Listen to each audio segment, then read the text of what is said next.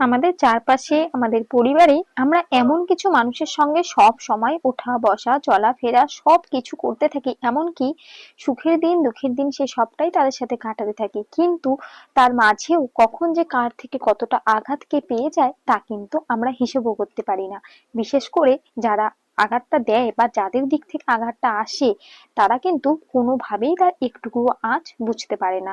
ঠিক সেরকমই কিন্তু সব আঘাতে ক্ষমাও আবার হয় না, কারণ কিছু আঘাত শরীরে নয় আত্মায় লাগে। সেগুলো রক্ত ঝরায় না, কিন্তু বিশ্বাস ভেঙে দেয়। যাকে আপন ভেবে ভরসা করা হয় তার দেওয়া কষ্ট সবচেয়ে গভীর হয়।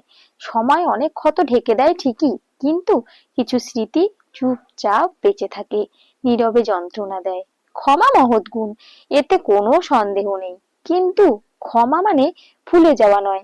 কিছু আঘাত মানুষকে বদলে দেয়, আগের মতো সরল থাকতে দেয় না।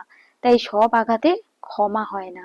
কিছু আঘাত মানুষকে শুধু নীরব হতে শেখায়, দূরে থাকতে শেখায়, আর নিজের ভেতরে নিজেকে আগলে রাখতে শেখায়। কিছু ক্ষেত্রে তো আবার এমনও দেখা যায়, না পেতে পেতে একদিনই সেটা পাওয়ার ইচ্ছে আর থাকে না। নীরবতা মানুষকে কিন্তু গিলে খায়। বুকের মধ্যে জমা কথারা একদিন সেই বুককে শূন্য করে দেয়। যে সম্পর্ক যত কম কথা হয় সেটা ততটাই ফ্যাকাশে হয়ে যায়। অনেক দিন পর আর কিছুই খুঁজে পাওয়া যায় না, অজান্তেই সবকিছু শেষ হয়ে যায়। এক অদৃশ্য দূরত্বের দেওয়াল তৈরি হয়, তারপর সেটা অতিক্রম করা ভীষণ কঠিন হয়ে পড়ে। এই না পাওয়াগুলো একদিন পেয়ে গেলেও আর কোনো অনুভূতি থাকে না।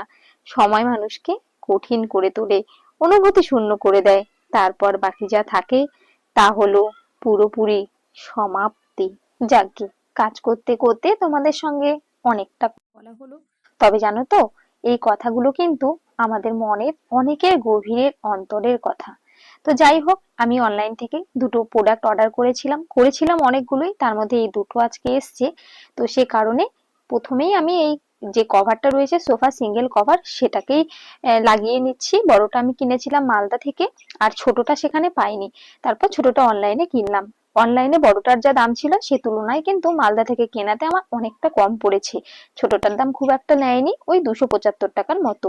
আর ওই যে ওয়াশিং মেশিন ক্লিনিং যে ট্যাবলেট গুলো কিনেছি সেটা দিয়েও ভাবছি মাসে একবার করে করব। তবে কটা করে দিতে হয় আমি জানি না, তোমরা যদি কেউ জানো যে কটা করে ট্যাবলেট দিয়ে ক্লিন করতে হয় অবশ্যই আমাকে কমেন্ট বক্সে জানিও। ইচ্ছা আছে প্রথমে 4টে দিয়ে আর হালকা উষ্ণ গরম জল দিয়ে ওয়াশিং মেশিনটা ফুল ওয়াটারে একবার ক্লিনিং করে নেব, দেখবো কেমনটা হয়। ভিডিওটা আজকের ভালো লাগলে অবশ্যই একটা লাইক করে দিও, আর চ্যানেলটা সাবস্ক্রাইব করে পাশে থেকো।